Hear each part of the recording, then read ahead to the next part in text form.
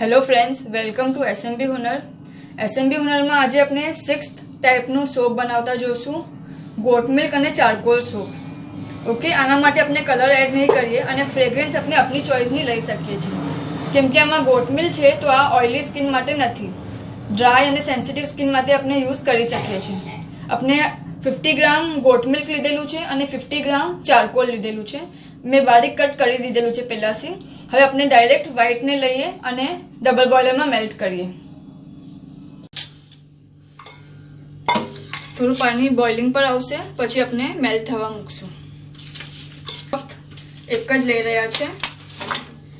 આ થઈ જશે પછી આ સેટ થઈ જશે પછી આપણે ચારકોલનું બેઝ મેલ્ટ કરશું, પછી પાછળથી એડ કરશું.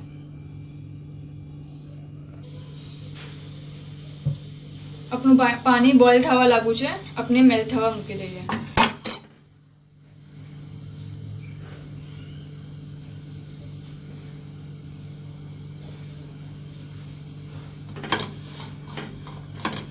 મેલ્ટિંગ સ્ટાર્ટ થઈ ગઈ છે.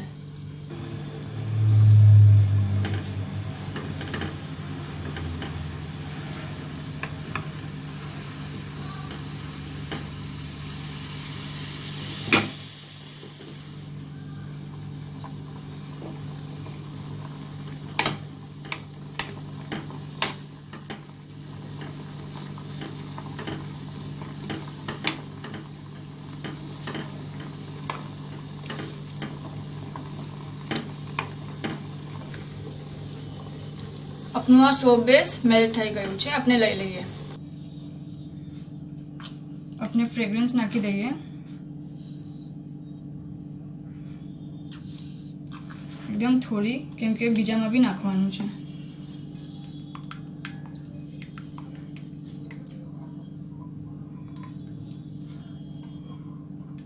ઓકે, ને અંદર નાખ.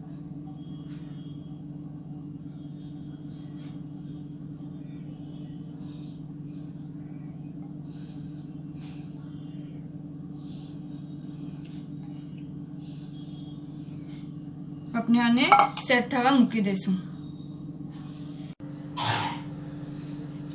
આપનો આ જે સોપ છે વ્હાઇટ કલરનો, જે ગોટ્સ મિલ્કનો, એ ઓલમોસ્ટ સેટ થઈ ગયો છે. ઓકે, એ બરાબર સેટ થાય ત્યાર તક આપણે ચારકોલને મેલ્ટ કરી લઈએ અને રેડી કરી લઈએ. ઓકે, પાણીને આપણે થોડું બોઇલ થવા દઈએ પછી આપણે મેલ્ટ થવા મૂકશું. આપણું પાણી બોઇલ થાય ત્યાર તક આપણે આપણા આ સોપને ડીમોલ્ડ કરી લઈએ અને કટ કરી લઈએ.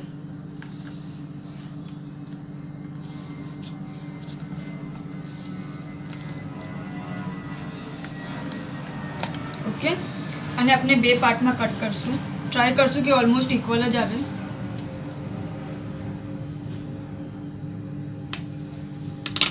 ઓકે, એક આમાં નાખી દઈએ, એક આમાં નાખી દઈએ. અને હવે આમાં આપણે જે આપણું ચારકોલ છે એ નાખશું. આપનું પાણી બોઇલ થઈ ગયું છે, આપણે ચારકોલને મૂકી દઈએ.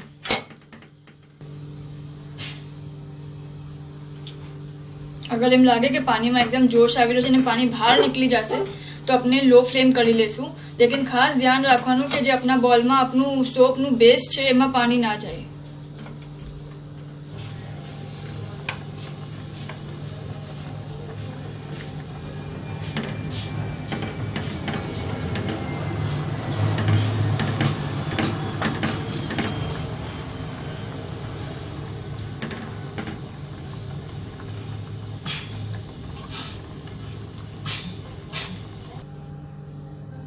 આપનું આ બેઝ રેડી છે, મેલ્ટ થઈ ગયું છે. ઓકે, આપણે આને લઈ લઈએ.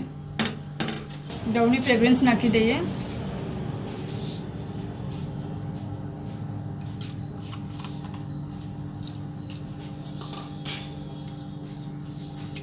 બરાબર મિક્સ કરી લઈએ.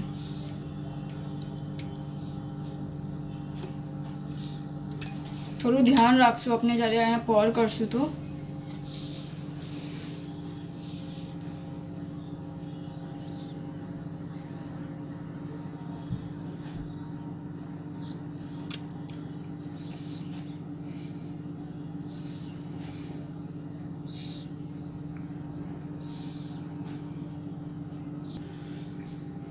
હવે આપણે આને સેટ થવા દઈશું.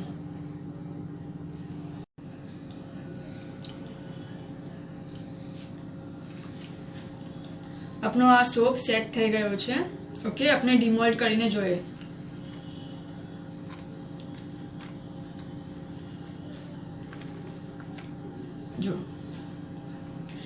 જો અગર ઇન કેસ એમ થાય કે આપના જે બે સોપ આપણે અલગ અલગ નાખા છે એ સ્ટિક ના થતા હોય તો એને અંદર જ રહેવા દેવાના, અને પછી આપણે ગોટ્સ મિલ્કનું લીધેલું છે તો ગોટ્સ મિલ્કનું એક લેયર આપણે આ કરી નાખશું, આના ઉપર નાખી દઈશું તો એ આપણો સ્ટિક થઈ જશે.